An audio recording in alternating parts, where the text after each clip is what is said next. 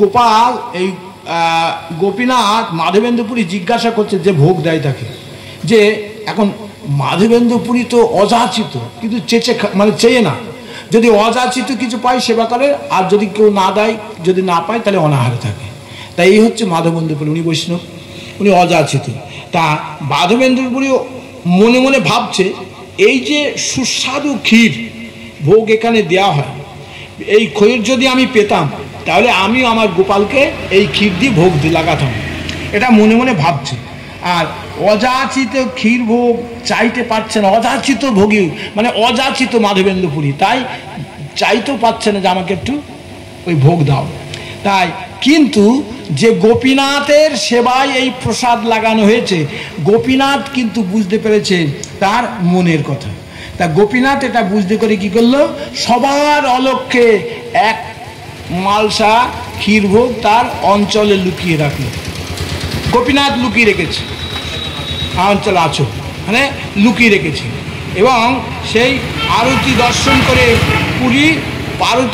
করে পুরী নমস্কার জানিয়ে সেখান থেকে চলে যাচ্ছে। মনে মনে ভাবছে আমার বড় অপরাধ হয়ে গেল, আমি যে এই যে মনের থেকে আমার মন যে চেয়েছে ওই প্রসাদ, তাই না, তাহলে আমি তো অযাচিত, আমি কেন আমার মনের ভিতরে এটা আসবে।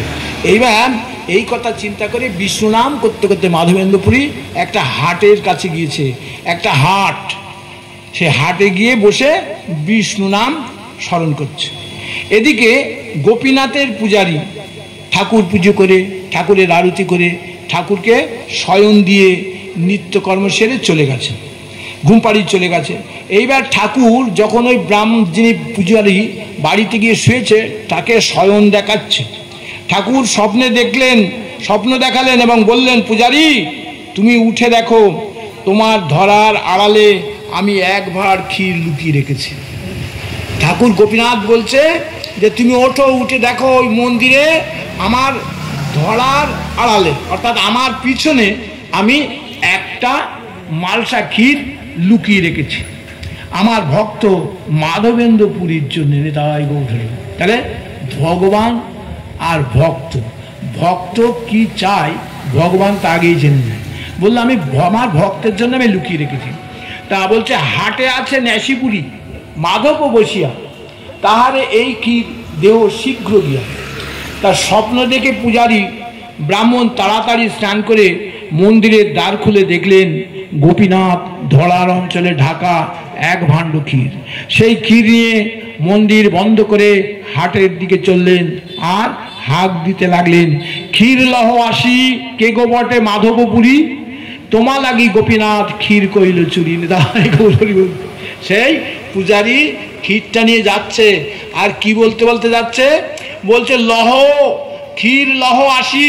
ও গো, সেই মাধবপুরীকে বলছে, কে মাধবপুরী গো, এসো ক্ষীরটা নিয়ে যাও, তোমার জন্য গোপীনাথ ক্ষীর কইল চুরি। অর্থাৎ গোপীনাথ তোমার জন্য ক্ষীরটা চুরি করে রেখেছে, এই নাও ক্ষীরটা নিয়ে যাও, এই ক্ষীর তুমি ভজন করো, তোমার মতো ভাগ্যবান কে আছে জগতে।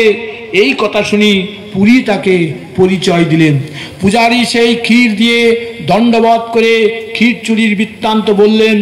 এই কথা শুনে পুরী হলেন প্রেমাবিষ্ট। সেই প্রেম দেখে পূজারী হলেন বিস্মিত, বুঝলেন কৃষ্ণ নিশ্চয়ই আর বশীভূত, তাতে কোনো সন্দেহ নেই। তারপর পুরীকে নমস্কার করে পূজারী চলে গেল। তাহলে এই ব্যাপারটা বোঝো।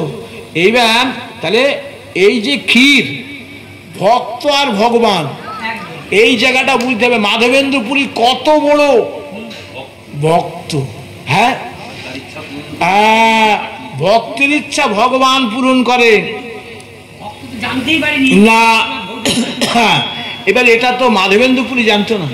মাধবেন্দ্রপুরী জানলো যে আমার পাপ হয়েছে, আমি তো অযাচিত, আমার মনের ভিতরে কেন এটা হলো যে আমি যদি এই ক্ষীরটা একটু পেতাম তাহলে আমার গোবিন্দের সেবা দিতাম, দিয়ে আমি প্রসাদ পেতাম, কি সুস্বাদু। হ্যাঁ, কিন্তু আবার মনে মনে তখনই মাধবেন্দ্রপুরী ভাবছে আমি তো অযাচিত, আমার মনের ভিতর কেন এই চিন্তাটা আসলো, তাহলে আমি মহা অপরাধ করে ফেলেছি। তাই ঘাটের দূরান্তে সবার অলক্ষ্যে হাটের এক কোনায় বসে মাধবেন্দ্রপুরী বিষ্ণু নাম স্মরণ করছে, অপরাধ হয়ে গেছে। এইবার গোপীনাথ কি করলো, গোপীনাথ তার পূজারী যে তাকে পুজো করেছে তাকে পুজো করে সেবা দিয়ে তাকে শয়ন দিয়ে চলে গেছে বাড়ি। এবার বাড়িতে গিয়ে সে শয়নে আছে, আর গোপীনাথ তাকে স্বপ্নে বলছে যে ও পূজারি ওঠো, দেখো আমার অঞ্চলের আড়ালে এক ভাণ্ড ক্ষীর আমি চুরি করে রেখেছি তোমাদের সবার অলক্ষ্যে। এবার তুমি ওই ক্ষীরটা নাও, ওই ক্ষীরটা নিয়ে মাধবেন্দ্রপুরীকে দাও। কোথায় মাধবেন্দ্রপুরী? তা বলছে হাটে আছে ন্যাসি পুরী মাধব বসিয়া, তাহারে এই ক্ষীর দেহ শীঘ্র গিয়া, মানে হাটে বসে আছে, তাকে গিয়ে দাও। তা মাধবেন্দ্রপুরী এইবার পূজারি ঘর খুলে দেখলো, হ্যাঁ সত্যি সত্যি তো এক ভাণ্ড ক্ষীর তার আড়ালে লুকানো রয়েছে। তা ক্ষীরটা নিয়ে পূজারি যাচ্ছে, সে তো মাধবেন্দ্রপুরীকে জীবনে দেখেনি, নামও শোনেনি। তাই এবার স্বয়ং মাধবেন্দ্রপুরী অর্থাৎ স্বয়ং গোবিন্দ তাকে বলেছে যাও। তা তখন কি করছে, ক্ষীর লহ আসি, কে গো? মাধবপুরী। পূজারি যাচ্ছে আর বলছে ক্ষীর লহ আসি, কে গো মাধবপুরী, তুমি কে? তা তখন বলছে তোমা লাগি গোপীনাথ ক্ষীর কইল চুরি, নেতাই গৌর হরি বল। সে বলছে ওগো কে আছে মাধবেন্দ্রপুরী, এসো ক্ষীর নিয়ে যাও, তোমার জন্য স্বয়ং গোপীনাথ তোমার জন্য ক্ষীর চুরি করেছে। এইবার সে এসে বলছে, যখন এসেছে বলছে তুমি এই ক্ষীর নাও, ভোজন করো, আর তোমার মতো ভাগ্যবান এই জগতে আর কেউ নেই। তাই পূজারি গিয়ে দৌড়ে গিয়ে আগে মাধবপুরীকে প্রণাম করছে। সে তো দীর্ঘদিন পুজো করছে, সে তো কোনোদিন গোপালের দর্শন পায়নি, আর গোপালের এত কৃপাও সে পায়নি, সে জানেও না।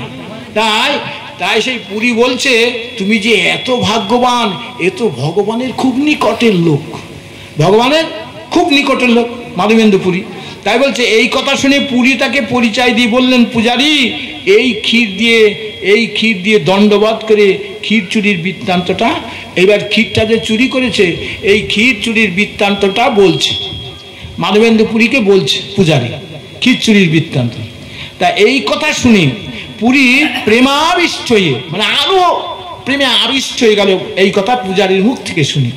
বলছে সেই প্রেম দেখে পূজারি হলেন বিস্মিত, এবং তার প্রেমে নৃত্য দেখে পূজারি বিস্মিত হল, আর বুঝলেন নিশ্চয়ই কৃষ্ণ এর বশীভূত, মানে কৃষ্ণ এর অধীন, ভক্তাধীন ভগবান কাকে বলে এই জায়গাটা। তাই বলছে তাতে এতে কোনো সন্দেহ নেই। এটা ভাবছে কে? পূজারি। পূজারি এটা ভাবছে, তাই বশীভূত, তাতে কোনো সন্দেহ নেই। তারপর পুরীকে নমস্কার জানিয়ে পূজারি চলে গেলেন। এবার প্রতিদিন একটুকু করেন ভোজন, খাইলে উপজে প্রেম অদ্ভুত কথন, তাই গৌর হরি বল। প্রতিদিন এক টুকরো করে খায় মাধবেন্দ্রপুরী, তাতে তার উদার পরিপূর্ণ হয় এবং প্রেমে আবিষ্ট হয়। কারণ এটা মহাপ্রসাদ, যেটা হয়েছিল গোলক বৃন্দাবনে যখন আমার নারায়ণ সেবা করছিল, আর নারদ মুনি গোলক বৃন্দাবনে পৌঁছাবে। তা গোলক বৃন্দাবনে পৌঁছেছে আর লক্ষ্মী সেবা দিচ্ছে নারায়ণকে, বুঝা গেল? এমন সময় যখন পৌঁছে গেল নারদ, তা কৃষ্ণ বলছে নারদ তুমি এই সময়ে বললো প্রভু ভালো সময়ে এসেছি তো, আমি প্রসাদ পাবো। এইবার কৃষ্ণ নারদের মনের কথা বুঝেছে যে নারদ প্রসাদ পেতে চায়, কিন্তু লক্ষ্মীর সঙ্গে সঙ্গে বলেছিল না না না না, এই প্রসাদ তুমি পাবে না। বলে কেন? বললো স্বামীর উচ্ছিষ্ট প্রসাদের উপরে একমাত্র তার স্ত্রীর অধিকার, এই প্রসাদ আমি তোমাকে দেবো না। আমারও প্রসাদ গ্রহণ করার পরেও যদি কিছু অবশিষ্ট থাকে আমি মাটিতে পুঁতে দেবো, তোমাকে দেবো না। বুঝা গেল? এখন নারদের মনে খুব দুঃখ। তা ভগবান কৃষ্ণর সঙ্গে সঙ্গে উঠে নারদকে বলছে নারদ তুমি আমার চেয়ারে বসো। তার নারদ বলল ও প্রভু তুমি সেবা করো, আমি সেবা দর্শন করি। তার নারায়ণের সেবা একমাত্র দর্শন করেছিল নারদ মুনি, দর্শন করলেন। তাই এবার সেবান্তে যখন পালনকে শয়নে যাচ্ছে, তা তখন নারদকে ডেকে বললো শোনো নারদ তুমি তো আমার প্রসাদ পেতে চাও? বললো হ্যাঁ। বললো আমি জানি তুমি প্রসাদ পেতে চাও, তো এক কাজ করো। বললো কি? বললো লক্ষ্মীর সেবা করার জন্য একজন পরিচায়িকা আছে, মানে একজন মেয়ে আছে, সে লক্ষ্মীর সেবা করো। তুমি এক কাজ করো, তোমার পুরুষ অঙ্গটা আমার কাছে গচ্ছিত রাখো। নারায়ণ বলছে আমার পুরুষ অঙ্গটা আমার কাছে গচ্ছিত রাখো, আর আমি তোমাকে স্ত্রী অঙ্গ দিয়ে পাঠাচ্ছি, যাও ওই এবার তুমি লক্ষ্মীর কাছে যাও। আর লক্ষ্মীকে যে দেখাশোনা করে ঠিক তার স্বরূপ, তার রূপেই পাঠিয়ে দিয়েছে, তাকে সরিয়ে নিয়েছে। এইবার নারদ কি হয়েছে, নারী হয়েছে এবং খুব সুন্দর দেখতে। কার মতো না, আগে যে লক্ষ্মীকে যে দেখাশুনি করে তার মতনই, একই রূপ, তার সেবা করে। আর লক্ষ্মীও বেশ খুব সন্তুষ্ট, চুল বেঁধে দেয়, মাথায় তেল দিয়ে দেয়, যা যা আচরণ যেগুলো করে সব করে। তা একবার এর ব্যবহারে লক্ষ্মী সন্তুষ্ট হয়েছে। তাই লক্ষ্মী বলছে তুমি কি চাও বলো তো। তো বলছে আমি যা চাই তুমি দেবে। বললো হ্যাঁ দেবো। দেবো না কেন, বলো কি চাও। বললো আগে তিসত্ব করাল করে বলো দেবো দেবো দেবো, তারপরে চাইব। তা লক্ষ্মী মনে মনে ভাবলে আবার কি চাবে রে বাবা, কি চাইতে পারে। তো বলে ঠিক আছে দেবো দেবো দেবো, বলো কি চাও। বললো আজকে প্রভুর সেবার পরে যে উচ্ছিষ্ট প্রসাদ থাকবে, তোমারও সেবার পরে একটু উচ্ছিষ্ট রেখে দিও, আমি ওই প্রসাদ একটু পেতে চাই। এখন কথা দিয়ে ফেলেছে, তা ওই প্রসাদ একটু দিয়েছে। তা ওই প্রসাদ সেবা করেছে, ওর সন্তুষ্ট হয়েছে। এবার গিয়ে নারদ গেছে নারায়ণের কাছে। তা নারায়ণ বলছে নারদ তোমার উদ্দেশ্য সফল। বললে হ্যাঁ। বললো ঠিক আছে না, পুরুষাঙ্গ তোমাকে ফেরত দিলাম, আর যেটা সেই স্ত্রী অঙ্গ যে ছিল তাকে স্ত্রী অঙ্গ দিয়ে দিল। সে আবার তার কাছে চলে গেল। এইবার নারদ মহাপ্রসাদ পৃথিবীতে পেয়েছিল দুজন, এক হচ্ছে নারদ আর শিব। এইবার এই মহাপ্রসাদ পেয়ে শিব এই নারদ নৃত্য করতে করতে কোথায় আসলো, শিবলোকে। আর শিবলোকে যখন আসছে, শিব বলছে নারদ তুমি এত আনন্দিত কি ব্যাপার। বললো আমি মহাপ্রসাদ পেয়েছি। তো বললো আমাকে একটু দাও। বললো না, মহাপ্রসাদ তো সব সেবা করেছি। তা শিব বললো কোন হাত দিয়ে সেবা করেছে। তা সেবা করতে দেখে নখের আগায় একটু লেগেছিল, সামান্য একটু। তা ওইটাকে একটা দণ্ড দিয়ে ছাড়িয়ে নিয়ে শিবকে দিয়েছে এবং শিব সেইটুকু গ্রহণ করেছে। শিব সেই প্রসাদ গ্রহণ করার পর শিব আর নারদ দুজনা উলঙ্গ ল্যাংট হয়ে নৃত্য শুরু করে দিয়েছে। মানে ওদের আর ওই বস্ত্রের দিকে কারো খেয়াল না। এ হচ্ছে গৌরাঙ্গ ব্যাধি, যে ব্যাধিটা আমার গৌরাঙ্গ ব্যাধি। তা এরা নৃত্য করছে। আর পার্বতী এসে বলছে, পার্বতী বলছে কি ব্যাপার তোমরা এরকম নৃত্য করছো কেন, তোমাদের নিচের দিকে তাকিয়ে দেখো তোমরা কোথায় আছো। তা নিচের দিকে তাকবে কি, তারা তখন প্রেমানন্দে নৃত্য করছে। মহাপ্রসাদের গুণ, এটা মহাপ্রসাদের গুণ। তাই পার্বতী সেদিন বলল কই আমাকে একটু প্রসাদ দিলে না। শিবকে বলছে আমাকে প্রসাদ দিলে না, তুমি আমার অর্ধাঙ্গিনী। বললো ওই নোকের আগায় একটু ছিল, ওইটুকু সামান্য একটু পেয়েছি। বল যা পেয়েছো তার অর্ধেক আমাকে রাখতে পারতে, তুমি একা কেন সেবে করলে। শিবের সাথে পার্বতীর ঝগড়া। তা সেই দিন পার্বতী বলেছিল শিবকে যে শোনো, আমি যদি প্রকৃতপক্ষে তোমার স্বামী হয়ে থাকি আর আমি যদি এই একনিষ্ঠভাবে ভগবানের ভক্তি করে থাকি, আমি কথা দিলাম আগামী কলি যুগে আমি এই মহাপ্রসাদ কুকুর শিয়াল বিড়াল দিয়ে খাওয়াবো আর বাজারে বিক্রি করাবো। নিতাই গৌরহরি। তাই জগন্নাথ মন্দিরে যখন আসে প্রসাদ বিক্রি হয় না। বিমলা, এই পার্বতী হলে বিমলা হয়ে আসলো জগন্নাথ মন্দিরে। বিমলার মন্দিরে সর্বপ্রথম রান্না হয়, রান্নার প্রথম যে ভাতটা হয় বিমলা মন্দিরে যায়। বুঝা গেল। তাহলে দেখো সেই যুগে বলেছে আর এই যুগে তাই মিলছে। তাই হচ্ছে মহাপ্রসাদের গুণ। এই মহাপ্রসাদের অনেক গুণ, কিন্তু এটা বিশ্বাস সহকারে গ্রহণ করতে হবে।